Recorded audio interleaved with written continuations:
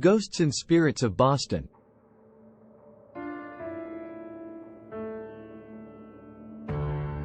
At the dawn of the 20th century, the city of Boston was a bustling metropolis, full of life and energy.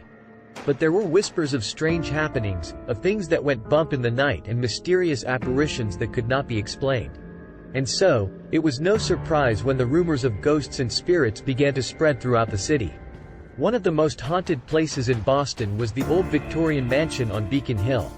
The grand old house had once belonged to a wealthy shipping magnate, but it had fallen into disrepair and was now inhabited only by a few brave souls who dared to rent its decaying rooms. It was said that on certain nights, when the moon was full and the wind howled through the streets, the ghosts of the mansion's former occupants would appear. They would walk the halls, moaning and wailing, their ghostly figures illuminated by the flickering candlelight. One of the most chilling tales was that of a young woman who had died in the house many years ago.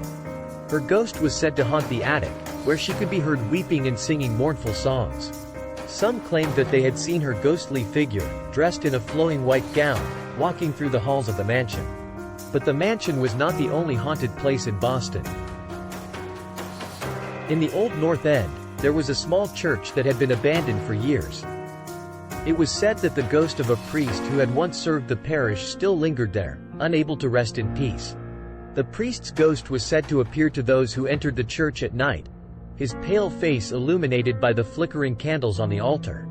He would speak to them in a soft voice, warning them of the dangers that lurked in the darkness outside.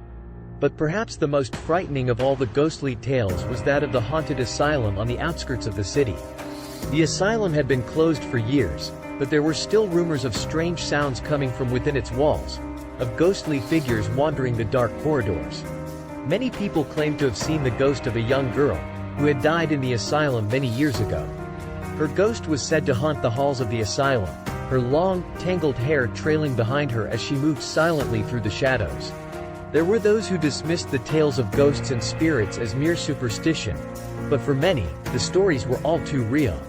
The ghosts of Boston's past still lingered, haunting the city's darkened streets and abandoned buildings, their presence a constant reminder of the mysteries that lay just beyond the realm of the living. As the years passed, the stories of Boston's ghosts and spirits continued to circulate. Some claimed that new ghosts had joined the ranks of the old, their tormented souls unable to find peace in the afterlife. One such ghost was said to haunt the historic Boston Opera House.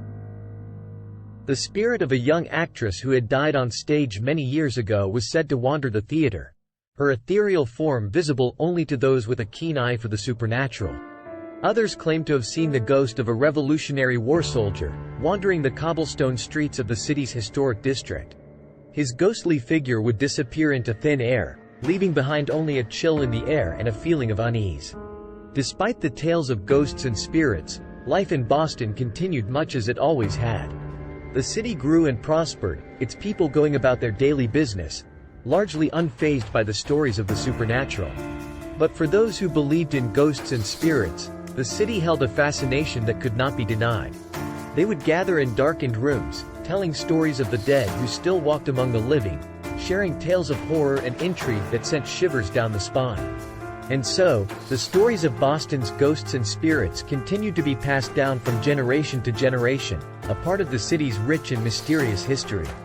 Even today, as Boston has grown into a modern, bustling metropolis, the tales of its haunted past continue to captivate and terrify those brave enough to listen. Ghosts and Spirits.